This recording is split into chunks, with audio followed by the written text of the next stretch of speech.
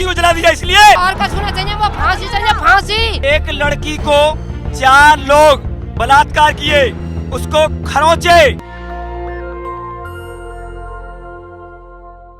नमस्कार, मैं अनमोल प्रीतम और आप देख रहे हैं नेशनल दस्तक।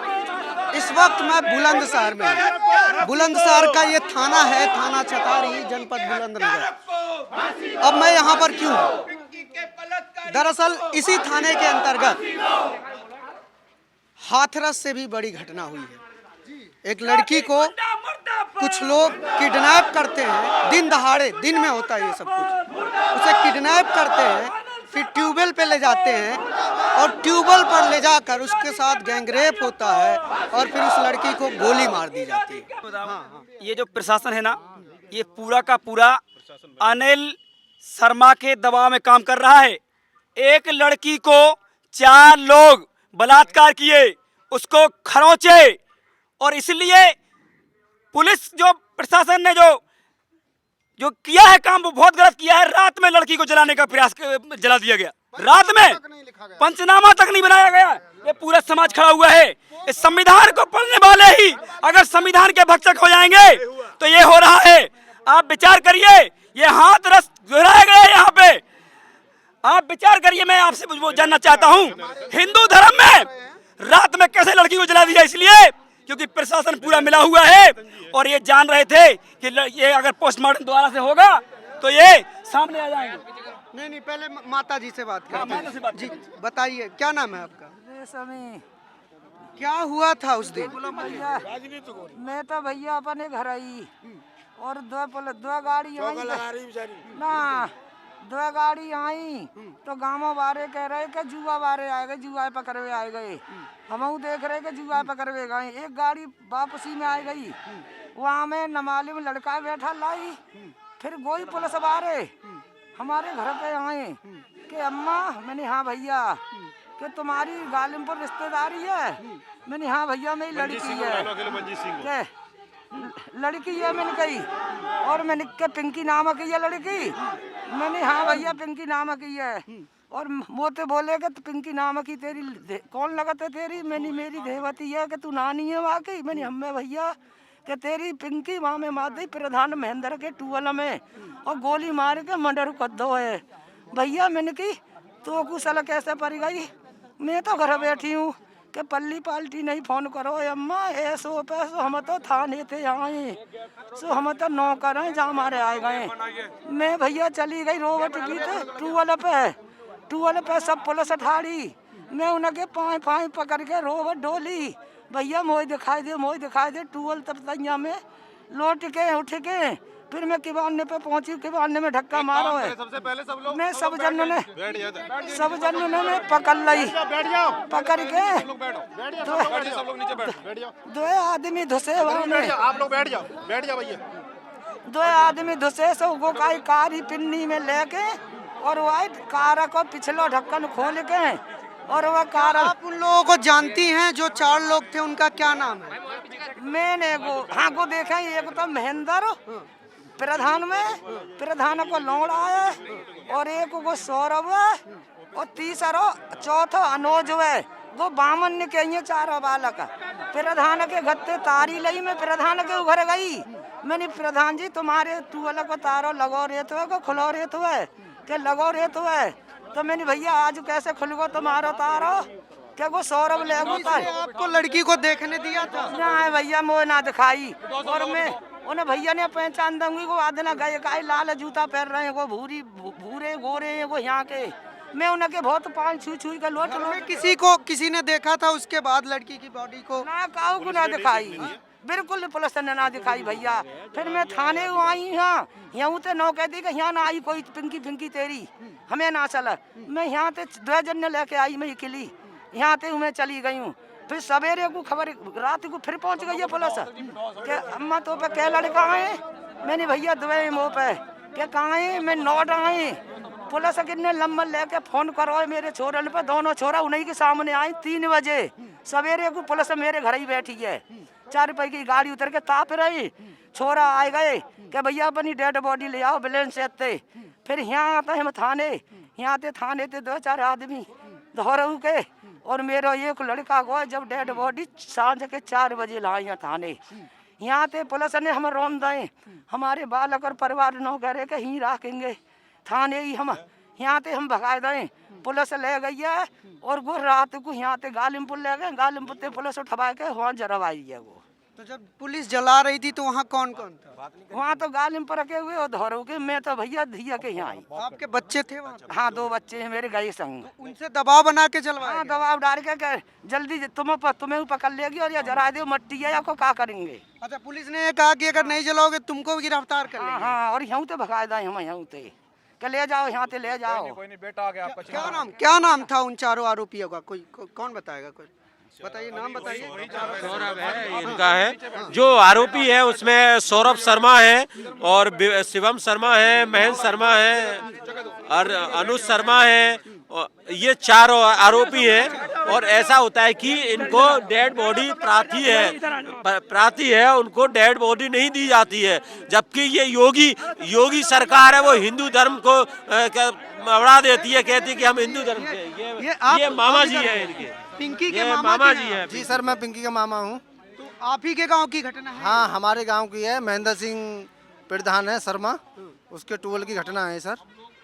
कौन कौन थे आरोपी? आरोपी एक शिवम शर्मा, एक सौरभ शर्मा, एक अनुज शर्मा, और भी लोग हैं इसमें सर जो शक पे हैं, तो हम उसका नाम नहीं ले पा रहे हैं अभी क्लियर से। तो 3 आदमी हमारे निगरानी में थे, इनका नाम ले दिए हम। जी सर। गोली मारी गई थी? हाँ, गोली मारी गई। पहले रेप किया गया है, फिर गोली मारी गई है, फिर उसके गर्दन पे कुछ निशान भी थे, चाकू वाकू से काटा गया सर। हाँ सर। और गर्दन पे चाकू के निशान? हाँ, गर्दन पर चाकू के निशान भी थे सर। आपने बॉडी देखी थी? बॉडी हमने नहीं देखी है, ये स्टाफ वाले जो पुलिस वाले हैं ये उठा के लाए, हमें तो देखने नहीं दिया है सर।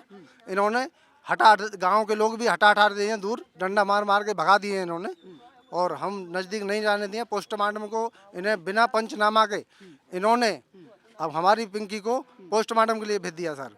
हमें सुबह बोल रहे हैं कि भाई अपनी पिंकी को ब्रेनसर से ले लो जाके, तो वहाँ पहुँचे हम। वहाँ से पहुँचने के बाद फिर उसको पोस्टमार्टम के लिए लेके आए हैं वहाँ से। फिर इन्होंने दबाव बनाया, बोले इसको जलाओ, नहीं तो वहाँ तक डिवाई तक गए हैं। साथ में 2-2, 3-3 गाड़ी हमारे साथ हर 5 मिनट पे जाते थे ये लोग। बोले इसको जलाओ, जल्दी ख़त्म करो, इसको ख़त्म करो, तुम्हारी हम सुनवाई कर रहे हैं। हमें आज तक कोई सुनवाई नहीं की इन्होंने, ना मीडिया वालों ने, ना पुलिस वाले। हमारे में जलाना चाहते थे? नहीं जलाना चाहते थे, हम तो रुकवा दिए थे डिवाई पे। डिवाई टंकी है, पेट्रोल टंकी, वहीं रुकवा दिया था हमें गाड़ी तीनों को, जो भी साथ के थे। बोले हम नहीं जलाएंगे इसको जब तक हमें न्याय नहीं मिलेगा। लेकिन इन्होंने दबाव बनाया कि इसको जला दो, नहीं तो तुम्हें मारपीट करेंगे, तुम्हारे साथ ये करेंगे वो करेंगे। हमें ज़बरदस्ती जलवा दिया रात को 12 बजे सर।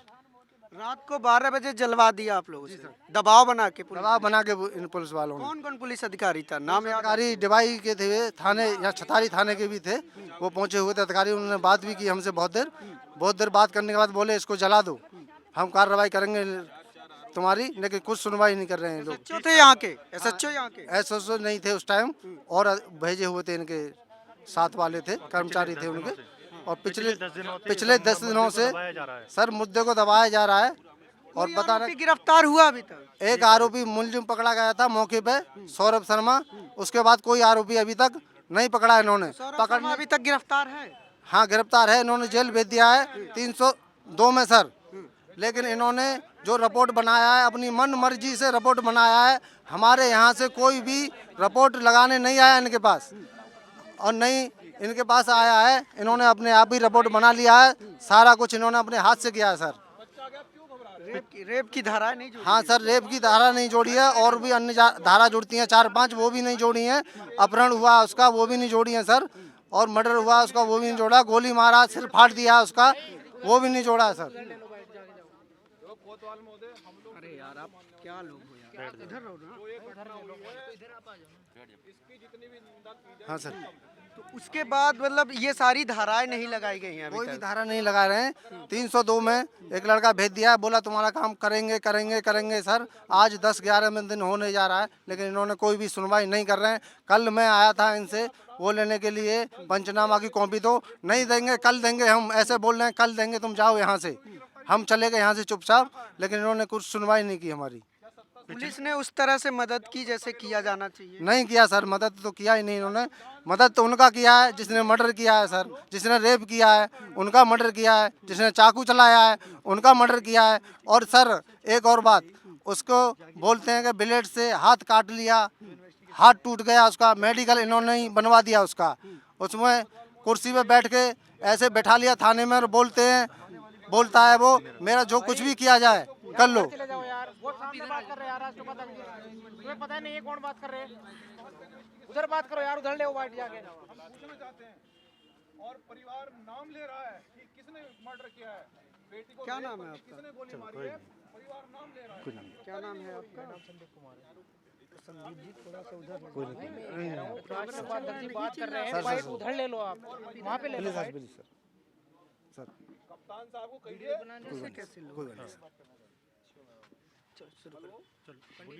कंटिन्यू रखो, ये कंटिन्यू था ना, कंटिन्यू था, ठीक है ठीक है। तो अभी आपकी क्या मांग है? अभी हमारी मांग ये है कि दोषियों को फांसी हो सर, दोषियों को, और हमें न्याय मिलना चाहिए, न्याय के थ्रू हैं हम। तो सुनो 21 तारीख की ये घटना है और 10 दिन से इस केस को लगातार दबाया जा रहा है। मेरा नाम कृष्णा राष्ट्रवादी है। कल जाके भैया के साथ में, उससे पहले ना तो कोई मीडिया कर्मी, ना ऊपर से कोई ऐसा भी व्यक्ति आया ही नहीं इनके साथ में। हम लोगों ने, हमारा कोई चैनल नहीं है, न्यूज़ चैनल नहीं है, कृष्णा राष्ट्रवादी नाम है। कल जाके भैया के पूरे परिवार से मिले, नानी जी से बात की, लगातार इस मुद्दे को इतना उछाला कि आज आप ये भीड़ देख रहे होंगे। पूरे पिछले 10 दिनों से इस मुद्दे को बहुत ही ज्यादा दबाया जा रहा है। पुलिस आरोपियों को क्या लगता है आप लोगों को? पुलिस आरोपियों को इसलिए बचा रही है क्योंकि कहीं ना कहीं वो शर्मा फैमिली से हैं, क्योंकि यहाँ पर जो ब्राह्मण समाज से आते हैं ये तीनों बच्चे, और अनिल शर्मा जी जो यहाँ से शिकारपुर से विधायक रहे हैं 3 बार से, इस बार भी वो प्रत्याशी हैं, उनका कहीं ना कहीं सपोर्ट है। और इस समय जो गांव से जो महेंद्र शर्मा जो प्रधान हैं, उनका लड़के अभी भी गायब हैं। पूरे इस समय फैमिली में से कोई नहीं है इस समय, सभी। और यहाँ पर ये जो लोधी जाति है, ये लोधी जाति सिर्फ ये वोट के ही पीछे रहती है, पिछलग्गू जाति है, ये जागी हुई जाति नहीं है। इसलिए इस जाति की आवाज़ ऊपर तक ना पहुँचे, इसलिए इसको दबाया गया। और ये जाति ऐसी है जो ना तो इतनी पढ़ी लिखी है, इस वजह से इस जाति को हमेशा दबाया गया है। तो सुना आपने कि किस तरह से पुलिस व्यवहार कर रही है, किस तरह से इस पूरे मामले को हैंडल कर रही है, और जिस तरह से ये पूरा मामला हैंडल किया जा रहा है, जैसा कि लड़की के मामा ने बताया, इनकी मम्मी ने बताया कि इस पूरे मामले में पुलिस ने सबसे पहला जो काम किया वो घर पर किसी को इन्फॉर्म नहीं किया कि आपकी लड़की के साथ ये हो गया है। बॉडी का पंचनामा नहीं हुआ, सीधे पोस्टमार्टम भेजा गया। और फिर जो धाराएं लगाई गई हैं, FIR जो दर्ज हुआ है, उसमें बाकी आरोपियों का नाम नहीं है जो लोग किडनैप में शामिल थे या मर्डर में शामिल थे। और ना सिर्फ मर्डर का धारा लगाया गया, ना गैंगरेप की धारा लगाई गई है उसमें, और ना किडनैपिंग की धारा लगाई गई है, ना असॉल्टिंग की धारा लगाई गई है, कोई भी अन्य धारा नहीं लगाया गया है। एक ही अभियुक्त को गिरफ्तार किया गया है, बाकी लोग अभी फरार चल रहे हैं।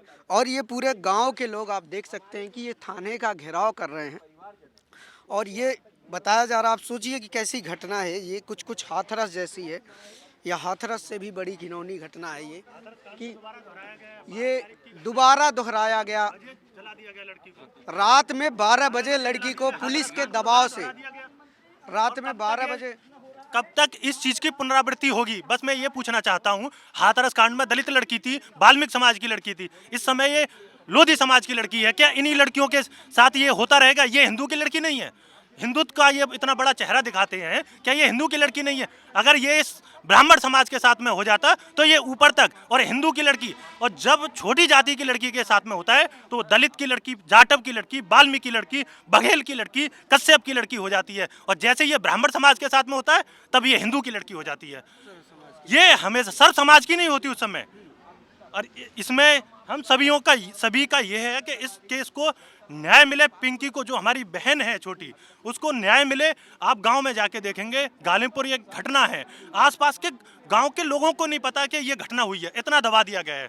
हम कल जाकर देखा था वहां पर कि गांव के लोगों, पड़ोसियों को भी नहीं पता कि ये घटना हो चुकी है, इतना दबा दिया गया।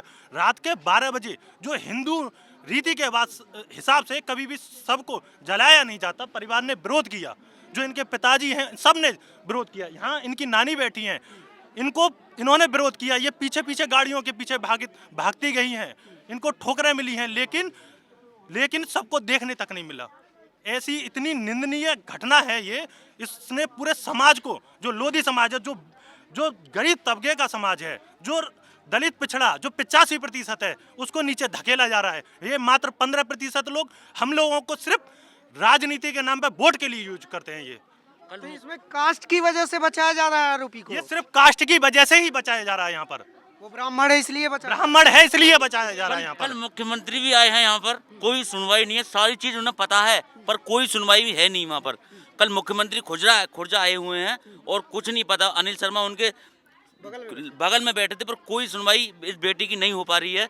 और सभी से इतना सोया हुआ समाज है, कोई जगने को तैयार नहीं है, कोई चलने को तैयार नहीं है।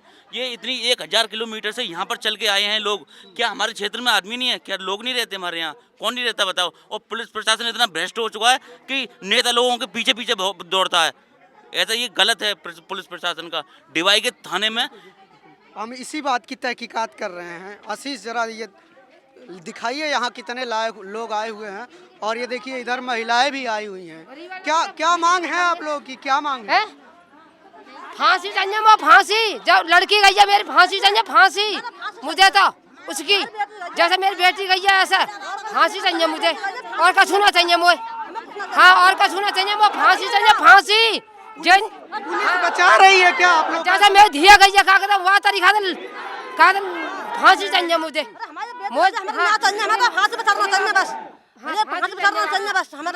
नहीं आना चाहिए वहाँ झंझीराबाद में, हमारा केस नहीं आना चाहिए, यहीं आना चाहिए, बिल्कुल यही थाने में।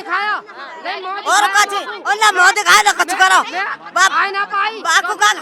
बामने क्या तो इतनी छूट मिल रही है, लो दिन जाठवान को कुछ ना मिल रही।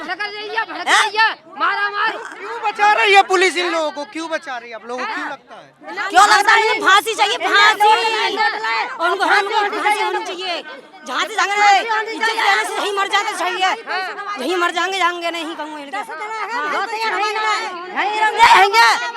यही थाने में रहेंगे, यही थाने में। आज 13 दिन है, केस चाहिए, केस यही थाने में। घरों का केस यहीं चाहिए हमें। लेके जाएंगे नहीं, यहाँ तो गोली लगा दे, मार दे, इज्जत देने से पहले तो मर जाए तो अच्छी है। पुलिस ने आप लोगों को बताया था जब ये सब हुआ था? तब उस दिन लड़की को सब कुछ हो गया, गाड़ी में डिक्की में डाल लिया, लेके तेज आए जब फोन किया है हम पे, गाड़ी में डाल के। हाँ, ये देखिए किस तरह से यहाँ पर गांव के लोग आए हुए हैं, महिलाएं आई हुई हैं। और ये जो इतना बड़ा जघन्य अपराध हुआ है, इसके खिलाफ यहाँ पर प्रदर्शन चल रहा है। लेकिन सोचिए, पुलिस की हिम्मत की दाद देनी पड़ेगी। और उत्तर प्रदेश की पुलिस की कार्यशैली की भी हमें जो सवाल उठता है उस पर लगातार सवाल कायम रहेगा कि आप सोचिए कि इसी उत्तर प्रदेश में हाथरस जैसी एक घटना होती है, एक लड़की को रात में जला दिया जाता है। पूरी दुनिया में उत्तर प्रदेश की पुलिस व्यवस्था को लेकर सवाल उठते हैं, लेकिन उत्तर प्रदेश की पुलिस उससे कुछ नहीं सीखती। पूरे दुनिया के लोग दहल जाते हैं उस घटना से, लेकिन उत्तर प्रदेश की पुलिस नहीं रहलती, उसका दिल नहीं पिघलता। वो उस तरह की घटनाएं दोबारा दोहराती है।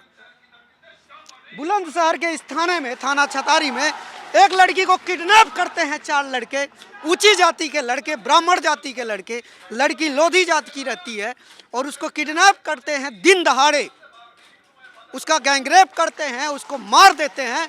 पुलिस आती है तो पुलिस गैंगरेप का धारा ही नहीं लगाती, परिवार को बताती तक नहीं, और बॉडी का बिना पंचनामा किए पोस्टमार्टम में भेज देती है। और पोस्टमार्टम से जब वहाँ पीएम हाउस, वहाँ से बॉडी लाने के लिए परिवार को भेजा जाता है, और परिवार जब बॉडी लेकर आता है तो पुलिस दबाव बनाती है कि अभी इसे जला दो। जब परिवार के लोग मना करते हैं कि मत जलाएं, हम नहीं जलाएंगे, तो कहती है जला दो, नहीं तो तुम लोगों को भी गिरफ्तार कर देंगे। ये कैसा कानून व्यवस्था है? चुनाव चल रहा है, योगी आदित्यनाथ मुख्यमंत्री हैं, उत्तर प्रदेश के जगह जगह हर जगह पोस्टर लगे हुए हैं कि नारियों की सुरक्षा हो रही है, नारियों के सम्मान में सब काम हो रहा है। तो फिर ये किस तरह की सुरक्षा है जहां पर जाति देखकर न्याय होता है? ये सवाल उठेगा। कुछ दिन पहले उत्तर प्रदेश के मुख्यमंत्री अपनी जाति पर गर्व कर रहे थे।